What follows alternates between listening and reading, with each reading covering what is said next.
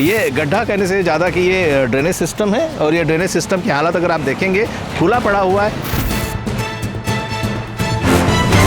हम इस वक्त मौजूद हैं घाट रोड पर। मेरे कैमरेमैन के पीछे है मोक्षधाम घाट और मेरे पीछे है डालडा कंपनी।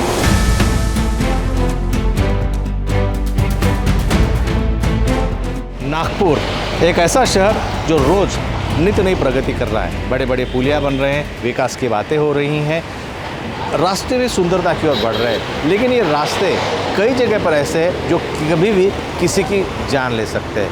हम इस वक्त मौजूद हैं घाट रोड पर।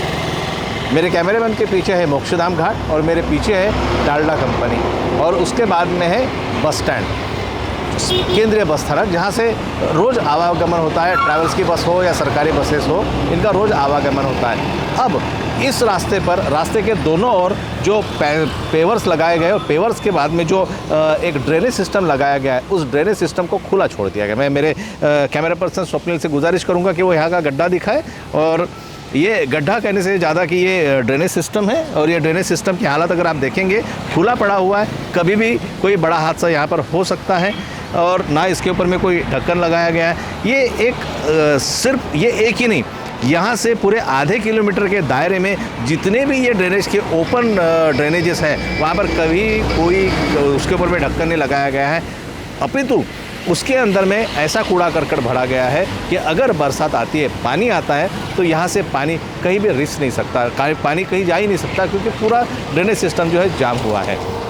अब ऐसी स्थिति में दो खतरे हैं। एक, यहाँ से गुजरते वक्त अगर यहाँ कोई भीड़ भड़ाका हो गया और रात के अंधेरे में विशेषकर अगर कोई रास्ते के बाजू में आ गया तो ये गड्ढे में एक बड़ा हादसा हो सकता है, जो किसी की जान के लिए भी खतरा बन सकता है। दूसरा खतरा ये है, अब कुछ ही दिनों में बारिश आने वाली है। इस बारिश के मौसम में जब ये रास्ता भर जाएगा, ये गड्ढे दिखेंगे नहीं, तो राहगीर जो भी यहाँ से पैदल चलते हैं उनके साथ में भी एक बहुत बड़ा खतरा हो सकता है। समय रहते प्रशासन को जागरूक होना बेहद ज़रूरी है। ये जो आधे अधूरे काम ये ठेकेदार छोड़ जाते हैं, उनकी नकेल कसना कहीं ना कहीं ज़रूरी है।